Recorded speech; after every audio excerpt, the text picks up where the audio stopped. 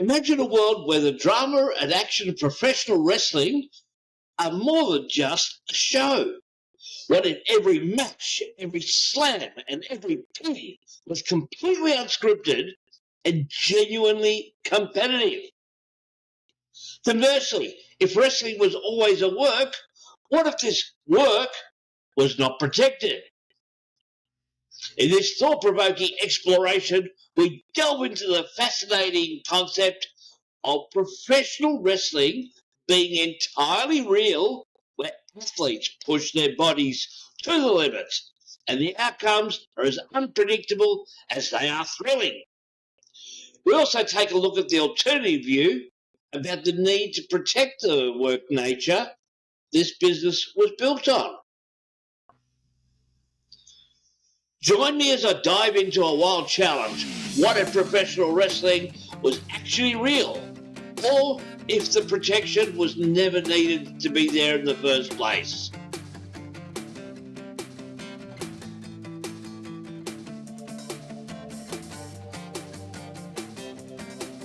G'day wrestling mates, welcome to episode 55 of If You See Kayfabe, an episode where we discuss what may have happened if wrestling wasn't kayfabed all along and was always a legit contest, or if the work nature was always there but not protected.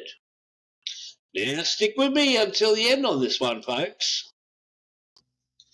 First up, breaking news. As a proud Aussie, I need to congratulate the following wrestlers from Down Under to make the Pro Wrestling Illustrated's prestigious Top 500 for 2025. There's AEW star Kyle Fletcher at 33, Charlie Evans at 99, Jessica Troy at 131, K-Man Arg at 192, veteran star Robbie Eagles at 217, Jimmy Townsend at 226, WWE star Bronson Reed, surprisingly low at 231, Tommy Knight at 239, the loose ledge Adam Brooks at 293, and Ricky South just getting in at 456. It's great to see such a large representation of Aussies. Now, before the main event, I want to pay tribute to two wrestlers who were stars in the 90s and also at the start of the 21st century. Now, the previous episode of If You See Kayfabe dealt with some wrestlers who had a hard time accepting that they were mid-carders at best and never really headlined anything of note. Yet these two wrestlers eventually came to accept their mid-card status and did quite well. However, they have had things a bit rough in the past few years. Firstly, the more prominent of the Nasty Boys, Brian Knobbs, has been in and out of hospital over the past few months with a severe foot infection and faces possible amputation. We're not sure on that yet. His wife is also ill, and he lost his best friend, Hulk Hogan, very recently. His friend, Fred Young, has set up a GoFundMe page, so if you can give to that. Marcus Bagwell has also faced health and financial issues. He has had his leg amputated below the knee recently, following a car accident he had in 2020. Now, he's looking a lot happier with life now, having become engaged to a lady named Stacey, and they're on the lookout for 25 acres out Georgia way. As a wrestling fan, but firstly as a humanist, even though I can't honestly say they were like faves, I never disliked them, but I'm so happy for them that they are kicking out of their predicaments and getting on with things. Really good. On a happier note, let's celebrate the birthdays coming up during the time of the making of this episode.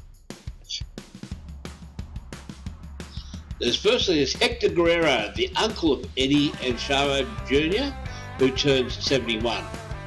On the same day, third-generation wrestler Curtis Axel turns 46. His father was Mr. Perfect, and his grandfather was Tough Guy the Axe Heavy. Robbie E., the former two-time TNA champ, he also has a birthday. And John Morrison, Nitro TV, more gimmick names than most anyone else, He turns 46. So does a number of gimmick names. Justin Race, Harley Race's only son, and episode 26 guest of If You See Kayfabe, also celebrated a birthday recently. Also, happy birthday to a Miss Bobby Fulton, Linda McMahon, Terry Reynolds, Rhino, Rikishi, and Taz. I am the Melbourne Redneck Bison, and you are watching If You See Kayfabe. Until the 1980s, pro wrestling was always presented as a legitimate sport. From the early carnival days that evolved from catch wrestling, a British form of freestyle amateur wrestling, like in the Olympics, the worked element first became entrenched behind the scenes when promoters found they could control outcomes and draw bigger crowds by emphasizing storylines rather than just two blokes facing each other. To protect this image, promoters worked tirelessly to create the illusion that the combatants truly despised each other and that what we were watching was a real tussle. The advent of TV allowed promoters to further build crowds by using TV tapings as an advertorial to drive the masses to their house shows. The illusion of kayfabe was further cemented as the TV screen allowed any flaws in wrestler works to be masked by using tricky camera angles. Apart from some doubting Thomases, most folk believed wrestling was a legit sport. Hell, even the results were posted in the results sections of mainstream newspapers up until even the 1970s. Kayfabe started to break down because audiences were becoming more sophisticated. Also, the most popular promotion, the WWF, was becoming more cartoon-like, and John Stossel's expose with ex-wrestler Eddie Mansfield. I mean, who forget Dr. D's power slap to John Stossel? The jig was completely up when Vince McMahon, then owner of the WWF, now WWE, decided to admit to the world the nature of the business in order to not have to pay athletic commissions. As it was, he had been calling his shows sports entertainment for a few years before that. So contemplate this. What if Vince never had to admit to anything? What if the storylines were there, the showmanship was there, but every match was the real deal? A shoot, if you will. Think about it as we take a short break. Hi, I'm Mitch Larding here tonight at Alpha Pro Wrestling, and I'm here with If You See Kayfabe. If wrestling was real, one thing would be certain. Your favourite stars would wrestle less often. This is because they would have infinitely more bumps and bruises and possibly a few broken bones. It would be a real spectacle for sure, and it would mean that the strongest and best grapplers would become champions rather than just an appealing box office draw. Also, there would be no need to protect the business from the prying eyes of reporters who want to expose the nature of your business. Now, that would have been the way John Stossel would have liked it, eh?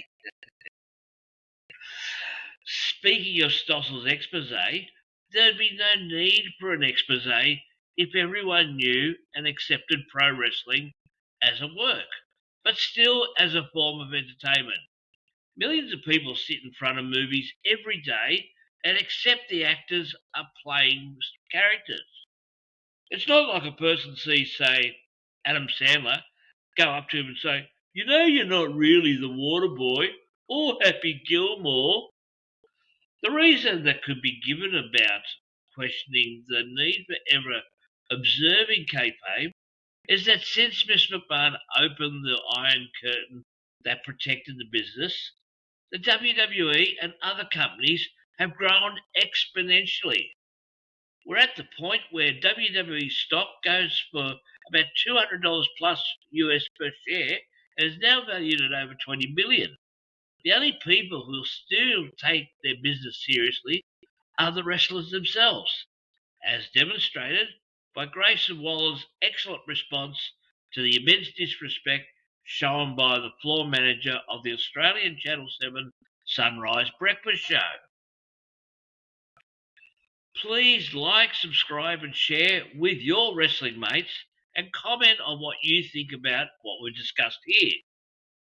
Meanwhile, stick around, click on the link you see somewhere here to see a dream match, a fictional scenario for John Cena's last ever match.